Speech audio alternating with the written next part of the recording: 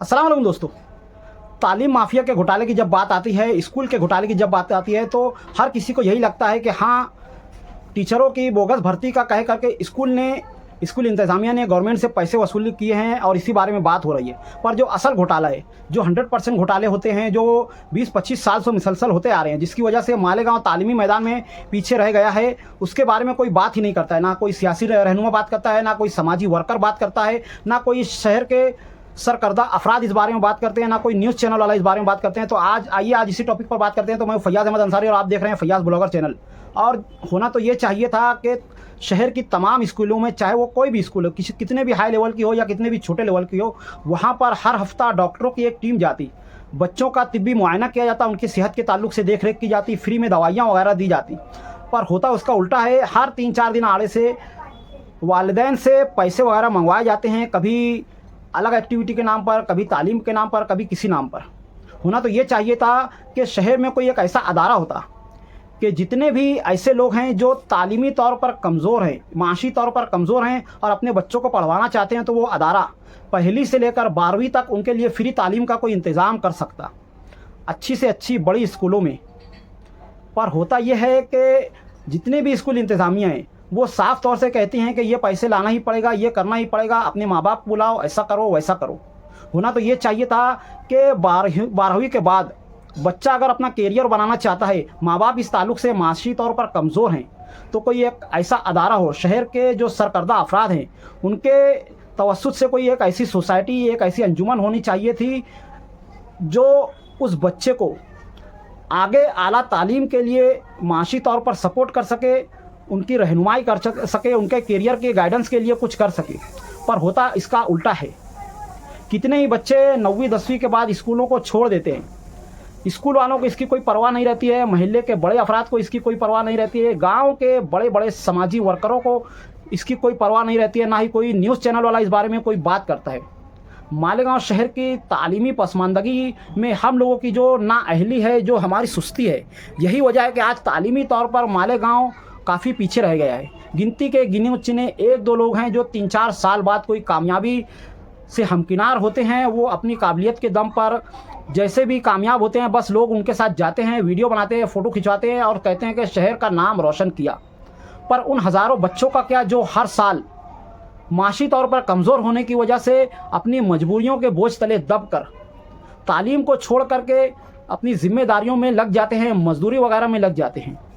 ऐसे बच्चों का क्या जो आला तालीम हासिल करके चाहते हैं कि बिज़नेस वगैरह में कोई नाम किया जाए, साइंस में कोई साइंटिस्ट वगैरह बना जाए, पर उनको छोटी मोटी नौकरियों पर ही इक्तिफ़ा करना पड़ता है। ऐसे हज़ारों बच्चों का क्या जो सेहत के ताल्लुक से कमज़ोर रहने की वजह से तालीमी मैदान में आगे नहीं आ पाते हैं। ऐसे माँ बाप का क्या जो अपने बच्चों का पेट काट करके बड़ी बड़ी महंगी स्कूलों में अपने बच्चों को डालते हैं ताकि उनका बच्चा आला तालीम हासिल करके कुछ बन पाए। और जो गरीबी उन्होंने देखी है, जो पसमानदगी उन्होंने देखी है, उस पसमानदगी से उभर करके तरक्की करके वो लोग आगे आ पाएँ, और उनकी ये सारी की सारी कोशिशें नाकाम हो जाती है। और उसकी वजह ये है कि शहर में कोई एक ऐसी सिंगल स्कूल भी नहीं है जो ये दावा कर सके कि हमारे यहाँ पर अगर कोई बच्चा केजी से लेकर पढ़ता है तो हम उसको 12वीं तक मुफ्त तालीम देंगे, या फिर अगर बच्चा माशी तौर पर कमज़ोर हो तो कम से कम ऐसे बच्चों को हम सपोर्ट करेंगे। और अगर कोई बच्चा बीच में स्कूल वगैरह छोड़ता है तो उसकी वजह वगैरह मालूम करके, उनके सरपरस्तों से मिल करके, उनको किसी तरह से जहनी तौर पर तैयार करके वापस उसको स्कूल वगैरह के माहौल में लाया जाए। हर वो बच्चा जो इस ताल्लुक़ से पीछे रह जाता है, उनको आगे बढ़कर हाथ पकड़कर वापस तरक्की की सब में शामिल करने वाला इस वक्त पूरे शहर में कोई भी नहीं है। इस वक्त हमारे शहर के जितने भी सियासी रहनुमा हैं, सब ज़्यादातर जो है एक दूसरे की बुराइयां गिनवाने में और अलग अलग तरीके से छचन करने में ही रह गए हैं।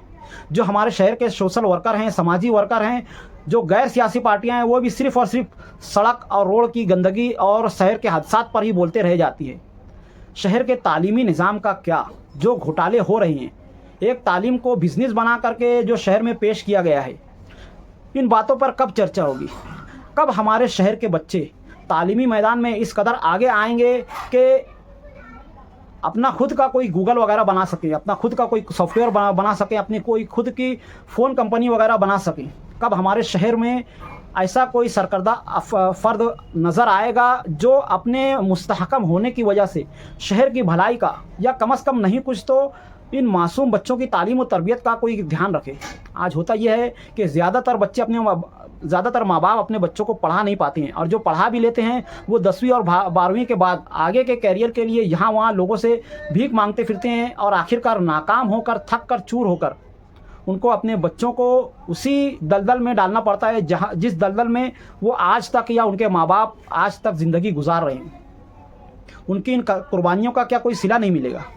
क्या शहर में कभी कोई ऐसी तंजीम, कोई ऐसा अदारा नहीं बनेगा? क्या शहर के सरकर्दा अफराद कभी इस जानिब तवज्जो नहीं देंगे कि हाँ, इतनी हज़ारों स्कूल में इतने हज़ारों बच्चे पढ़ रहे हैं तो उनका क्या? या फिर जो स्कूल में एडमिशन फ़ीस के नाम पर हज़ारों से पैसे वसूले जाते हैं, किताब बयास के नाम पर पैसे वसूले जाते हैं, स्कूल यूनिफॉर्म के नाम पर पैसे वसूले जाते हैं, कब ये सब बंद होगा? कब किताबें बयाज़ें बिला तफरीक मुफ्त में मिलेगी? कब यूनिफॉर्म स्कूल से बनकर मिलेगा? कब एडमिशन फ़ीस फ्री होकर के मिलेगी? कब शहर की जो बुनियादी तालीम है, जो मैं समझता हूँ कि दुनिया के ज़्यादातर ममालिक में फ्री है। आप स्विट्ज़रलैंड की मिसाल ले लो, वहाँ पर बच्चे को केजी से लेकर जहाँ तक भी वो पढ़ना चाहता है, जहाँ तक भी कॉलेज, यूनिवर्सिटी, साइंटिस्ट किसी भी ताल्लुक़ से गवर्नमेंट उनको पूरा का पूरा फ्री में पढ़वाती है। वहाँ पर लाइट बिल फ्री में है। इस तरह की चीज़ें हमारे देश में कब आम होगी? ये सब उसी वक्त हो सकता है जब शहर की आवाम इन घोटालों को समझ सके जो उनके टैक्स के पैसों से लिए जाते हैं, और उसके बाद फ्रॉड और घोटाले वगैरह करके उनके पैसों को कुछ लोग खा करके बैठ जाते हैं, और शहर की आवाम खामोश तमाशाई बनी रह जाती है। कम से कम और कुछ नहीं तो तालीम के मामले में शहर को ज़रूर तवज्जो देनी चाहिए। और इस बारे में आप लोगों का क्या ख्याल है, कमेंट में ज़रूर बताएं। मिलते हैं अगली वीडियो में, तब तक के लिए खुदा हाफिज़। अस्सलामु अलैकुम वरहमतुल्लाहि वबरकातुहू।